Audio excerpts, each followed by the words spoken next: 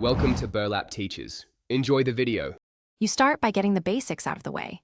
Make sure Windows is fully updated and you have a fresh reboot. Plug the controller into a USB port, wired first, so you can rule out wireless interference. Once done, open Device Manager and disable Bluetooth power, saving for the adapter so the connection won't be throttled. You're doing this to eliminate OS-level sleep states and USB negotiation delays before changing drivers or settings. Now you update firmware and drivers. Open the Xbox Accessories app and flash controller firmware if available, because firmware fixes input buffering. Then update USB and Bluetooth drivers.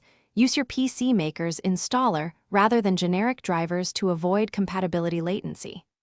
After that, switch Windows Power Plan to high performance and set USB selective suspend to disabled. These steps reduce polling gaps and keep the controller responsive by preventing chipset power savings from adding milliseconds of delay. Finish by testing and fine-tuning. Use Steam Big Picture or your game's controller settings and enable raw or direct input to avoid extra processing. If supported, increase polling rate through a utility, but make sure your USB port handles the higher rate. Test latency with a simple game or input tester.